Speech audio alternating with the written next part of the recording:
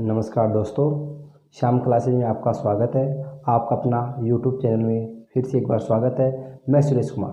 दोस्तों, आपको मालूम है आपका लेसन चल रहा है सेल, और इससे पहले आपकी 3 क्लासें कंप्लीट हो चुकी है। आज चौथी क्लास है, उसमें आपके प्राइमरी सेल चल रहे हैं। दोस्तों, आपने पहला सेल प्राइमरी सेल का वोल्टेज सेल देख लिया। अब आज आपको लगभग 3-4 प्रकार के सेल बताएंगे। दोस्तों, ये वीडियो आप लास्ट तक जरूर देखना, क्योंकि इस क्लास में आपको काफ़ी चीज़ें नई सीखने को मिलेगी। अगर आपको ये वीडियो अच्छा लगे तो इसको लाइक करना और दोस्तों के साथ शेयर जरूर करना। अगर दोस्तों आज आप पहली बार वीडियो को देख रहे हो तो इसको सब्सक्राइब जरूर कीजिए और बेल आइकन को दबाइए, जिससे नेक्स्ट हम क्लास डालें उसका आपको आपके पास नोटिफिकेशन मिल जाए। तो अब ज़्यादा वक्त ख़राब न करते हुए मेन पॉइंट पे आते हैं। और आपका प्राइमरी सेल का पहला प्रकार वोल्टेज सेल हो चुका है। अब दूसरा प्रकार है आपका लेक्लांची सेल। दोस्तों, आपने पढ़ा भी होगा कि लेक्लांची सेल क्या होता है दोस्तों। तो अब देखो दोस्तों, आज आपको बहुत ही अच्छे से समझ में आएगा लेक्लांची सेल। लेक्लांची सेल दोस्तों, मुख्यतः आपका लेक्लांची सेल होता है वो 2 प्रकार का होता है। 2 प्रकार का कौन कौन सा? एक तो आता है आपका द्रव सेल यानी वेट सेल, एक आता है आपका शुष्क सेल यानी ड्राई सेल। तो यही आपका शुष्क सेल और द्रव सेल आपके लेक्लांची सेल के ही प्रकार है। तो इनके दोनों प्रकारों को अच्छे से देखना दोस्तों। यानी पहले आपने पढ़ा होगा, लेकिन आज आपको बहुत सी चीज़ें नई भी सीखने को मिलेगी दोस्तों। तो अब आपको पहला बताया है द्रव सेल। द्रव सेल, और दोस्तों द्रव सेल को क्या कहते हैं? Wet cell.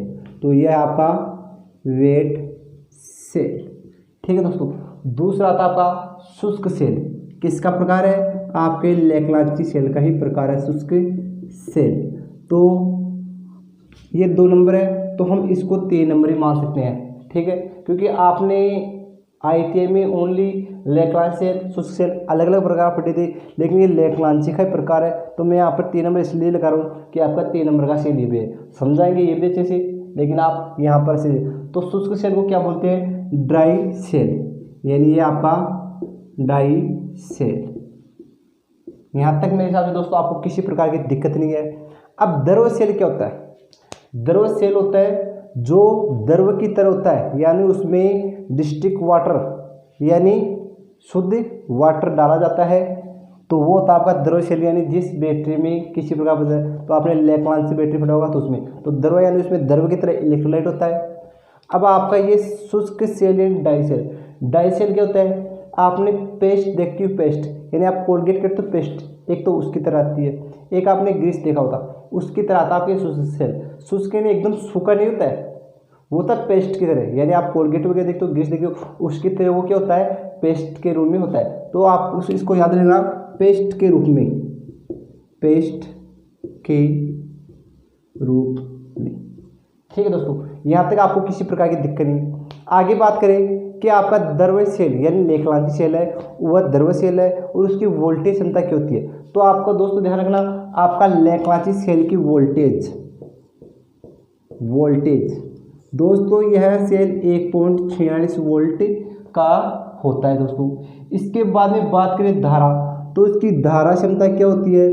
तो दोस्तों आपका जो ये लेक्लांची सेल यानी आपका जो द्रव सेल है, ये धारा होती है इसकी 2.5 एम्पियर घंटा, ठीक है। यहाँ तक मेरे हिसाब से किसी प्रकार की दिक्कत नहीं है। बाद में इसके इलेक्ट्रोलाइट भी अभी बता देता हूँ, यानी साथ साथ ही चीज़ें क्लियर। तो इसके इलेक्ट्रोड, अब आप जानते हो कि इलेक्ट्रोड यानी जिसे हम आउटपुट लेते हैं, तो अब इसके इलेक्ट्रोड होते हैं। तो इसके 2 इलेक्ट्रोड होते हैं, और कौन कौन से होते हैं? एक तो होता है एनोड और एक होता है कैथोड, ठीक है दोस्तों। अब इसमें मैंने आपको बताया था कि प्राइमरी सेल में एक आपका सेल बताया था मैंने, जो ओनली नहीं होगा, और सभी सेल के कैथोड किसके बने होंगे? जिंक के। तो आपका इलेक्ट्रोलाइट सेल, ये आपका लेक्लांची सेल है, इसका इलेक्ट्रोड में कैथोड किसका बना है? जिंक का। बात करें एनोड, तो इसका एनोड कार्बन का बना होता है दोस्तों। तो ये बना है कार्बन का। तो ये इसकी मोस्ट बातें क्लियर हो चुकी है। अब बात करें इसमें इलेक्ट्रोलाइट कौन सा होता है? तो इलेक्ट्रोलाइट क्योंकि दोस्तों क्वेश्चन कहीं से पूछ सकता है। यानी आपका लेक्लांची सेल है, उसका इलेक्ट्रोलाइट कौन सा होता है और कौन सा इलेक्ट्रोलाइट काम में लेते हैं। तो दोस्तों इसका इलेक्ट्रोलाइट होता है NH4C, यानी NH4C। ये इसमें इलेक्ट्रोलाइट का कार्य करता है। यानी जब दोनों इलेक्ट्रोड में हम आउटपुट लेते हैं या इनपुट देते हैं तो इसमें NH4C में इलेक्ट्रोलाइट में रासायनिक प्रक्रिया होने के बाद में ये सेल चार्ज होता है, इस प्रकार होता है। तो ये आपका लेक्लांची सेल यानी इसे दरव सेल भी कहते हैं, यानी वेट सेल है। इसकी वोल्टेज 1.46 वोल्टेज होती है, धारा क्षमता 2.5 एम्पीयर घंटा होता है। इलेक्ट्रोड इसका एनोड कार्बन का बना होता है तथा इसका कैथोड जिंक का बना होता है। बात करें इसकी इलेक्ट्रोलाइट की तो इसका इलेक्ट्रोलाइट NH4C होता है। तो यहाँ तक मेरे हिसाब से दोस्तों NH4Cl होता है दोस्तों ये L और होता है। ठीक दोस्तों, यहाँ तक किसी प्रकार की दिक्कत नहीं। अब बात करें शुद्ध सेल की, यानी आपका इसे डाई सेल कहते हैं या पेस्ट के रूप में ये होता है। अब इसकी वोल्टेज की बात करें तो आपको मालूम है इसकी वोल्टेज होती है 1.5 वोल्ट का ये सेल होता है। बात करें दोस्तों इसकी धारा की तो इसकी धारा लगभग इसके बराबर होगी, यानी इसकी 2.5 है तो इसकी धारा भी क्या होगी 2.5 एम्पियर घंटा। ठीक दोस्तों, यहाँ तक होने के बाद में अब ये आपका शुद्ध सेल है, ये छोटे मध्य और बड़े आकार के होते हैं, यानी छोटे बड़े मध्यम आकृति के होते हैं। अब ये सेल आप कहाँ काम में लेते हैं, यानी आपके दीवार घड़ी देख लो, कैलकुलेटर देख लो और बच्चों के जो खिलौना थे उनमें यही सेल काम में लेते हैं। बात करें दोस्तों यानी इसके इलेक्ट्रोड किसके बने होते हैं, किसके आपके शुष्क सेल के। तो दोस्तों इसके इलेक्ट्रोड भी वही आएंगे, किसके शुष्क सेल का इलेक्ट्रोड किसका आता है, वही आपका कार्बन का व जिंक का। तो एनोड और कैथोड, एनोड किसका आएगा और कैथोड तो आपका जिंक का आ गया जिंक, और कैथोड किसका आ गया एनोड किसका आएगा सॉरी कार्बन का। तो यहाँ तक क्लियर हो गई।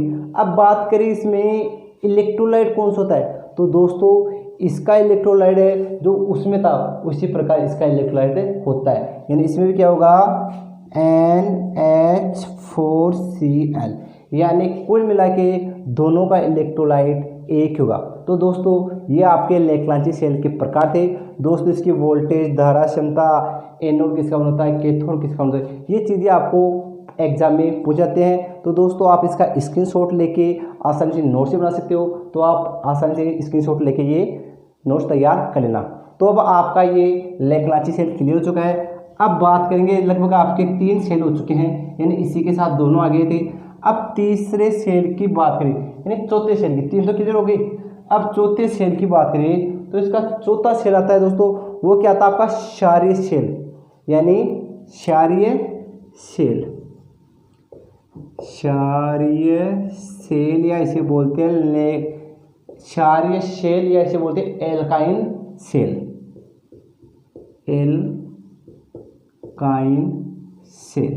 यानी ये भी आपका प्राइमरी सेल का ही प्रकार है, इसे बोलते हैं क्षारीय सेल या एल्काइन सेल। दोस्तों बात करें यानी इसका एनोड किसका बना होता है और कैथोड किसका बना होता है, तो नाम से देख लो दोस्तों, एनोड और कैथोड। दोस्तों कैथोड का नाम आते ही आप याद रखना कि इसमें कैथोड तो लगभग उसी, यानी ये किसका आता है जिंक का, तो इसका ये आ गया क्या कैथोड। अब बात करें एनोड की, अब नाम में देखो क्षारीय सेल या एल्काइन सेल, यानी इसका ये क्षारीय सेल या एल्काइन सेल है, यानी इसका जो एनोड है वो मैग्नीडाइज ऑक्साइड आता है, किसका है मैग्नीडाइज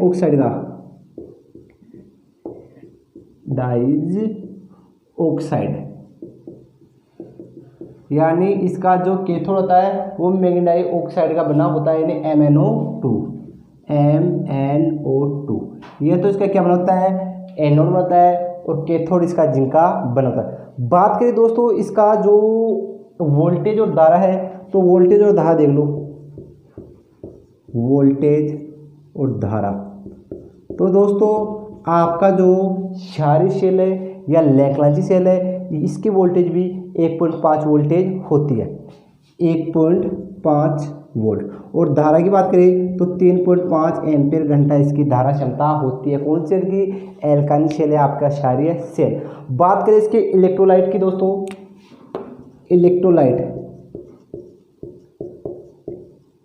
तो दोस्तों बात करें इसके इलेक्ट्रोलाइट की तो आपका क्षारीय सेल का इलेक्ट्रोलाइट होता है KOH, और ये KOH क्या होते हैं? Potassium hydroxide, potassium hydroxide. ठीक दोस्तों, तो इस प्रकार आपका ये क्षारीय सेल यानी लेखनाची सेल, इसी में इन्हीं चीज़ों में से आपको क्वेश्चन पूछे जाते हैं। और लगभग अब इसमें भी लगभग ये कंप्लीट हो चुका है मेरे ख्याल दोस्तों, इसमें भी आपको किसी प्रकार की दिक्कत नहीं है। तो यहाँ तक ये क्लियर होने के बाद में दोस्तों अब दूसरी बात, इस सेल की कार्यकारी आयु क्या होती है? तो दोस्तों इसकी कार्यकारी आयु मैं आपको बता दूं, कार्यकारी आयु, तो इसकी कार्यकारी आयु होती है 24 से 30 माह है, यानी ये लगभग 2 साल से 2.5 साल तक के लिए काम में आ सकता है। कौन सा सेल? एल्काइन सेल या क्षारीय सेल। तो ये आपके 4 प्रकार के सेल हो चुके हैं। अब बात करें 5वां प्रकार का सेल, जो आपने पढ़ा भी होगा, मरकरी सेल या बटन सेल भी कहते हैं। तो आपका 5वां सेल है मरकरी सेल, या इसे बोलते हैं बटन सेल, और इसके अलावा इसी सेल को बोलते हैं पारा सेल। ठीक दोस्तों, यानी एक ही सेल के कितने नाम आ गए? 3 नाम आ गए, यानी इनमें कंफ्यूज मत हो जाना, यानी दोस्तों किसका नाम क्या आएगा। अब बात करें इसका एनोड कैथोड किसका बना होता है? एनोड कैथोड, क्योंकि दोस्तों ये एनोड कैथोड आपको बहुत कंफ्यूज होंगे। तो कैथोड का नाम आते ही तो ये तो क्लियर कर लो कि इसका कैथोड तो जिंक का बना होगा। बात करें एनोड का तो ये मरकरी के नाम के अनुसार देखो, यानी इसका एनोड हो गया वो मरकरी, तो ये क्या आएगा? मरक्यूज, यानी इसका कैथोड आएगा, आ गया जिंक का। और एनोड की बात करें तो वह यह आएगा मरक्यूरिक ऑक्साइड, मरक्यूरिक ऑक्साइड नाम के अनुसार ही आप वहां पर ऑप्शन देख लेना, यानी मरकरी, मरक्यूरिक ऑक्साइड जिंक आ गया कैथोड का। ये 2 चीज़ें क्लियर हो गई।